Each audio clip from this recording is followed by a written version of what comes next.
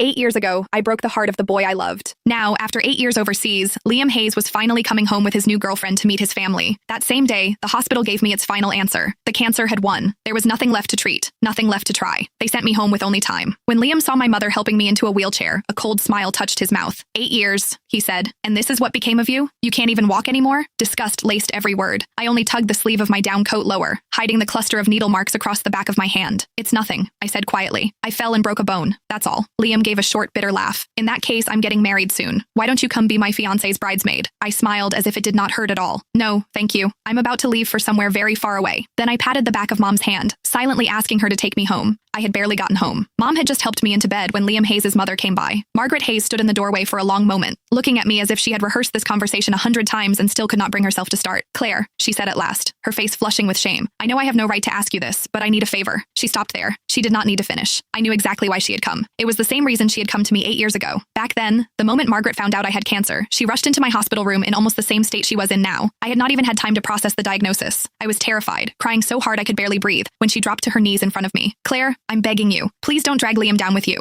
He's just been accepted into a program overseas. If he finds out you have cancer, he'll never agree to leave. You and Liam have known each other your whole lives. You've loved each other for so many years. So please, for my sake, let him go. Break up with him. I've arranged everything. I found a boy to help. All you have to do is pretend to kiss him downstairs. Let Liam see it. Make him believe you betrayed him. Then break up with him. That's all. Because of those words, the first thing I did after being diagnosed was not schedule more tests or begin treatment. Instead, I put on the coldest face I could manage, pretended to cheat, forced Liam to hate me, and drove him out of the country without mercy. Sure enough, a second later, Margaret looked at me with guilt in her eyes. Claire, please don't blame me. I had no choice. Liam's girlfriend now was his classmate overseas throughout graduate school and his doctoral program. They're perfect for each other. I really don't want to ruin such a good marriage. You know Liam, he adored you when you were kids. If he finds out the truth about what happened back then, I'm afraid, her voice shook. I'm afraid he'll throw everything away again. So could you stay away from him for a while? You don't have much time left anyway, do you? In your condition, you shouldn't be going out, don't you think? The moment Margaret said those words, my mother grabbed a pack of adult diapers from beside the bed and slammed it down so hard the mattress shook. Seeing that she was about to lose her temper, I quickly tugged at her sleeve and softened my voice. Mom, please. It took several seconds before she managed to hold herself back. Only then did I look back at Margaret. I can promise I won't tell Liam what happened 8 years ago, I said calmly, but I can't promise I won't see him. No, I could not promise that. Because during all 8 years of surgeries, chemo, and hospital ceilings, there had never been a day when I stopped missing Liam. When chemotherapy became too much to bear, I would clutch the old photo of Liam and me until my fingers cramped. Some nights, that picture was the only thing that kept me from giving up. I went through more surgeries than I could count. Some minor, some so dangerous Mom signed the consent forms with shaking hands. More than once, I was rushed into the ICU and almost did not wake up again. Every time Mom stood beside my bed and shouted herself hoarse, Claire, have you forgotten? You said you were going to survive. You said you'd get better, go overseas and explain everything to Liam yourself. You promised me. When you were well enough, you said you'd let me take you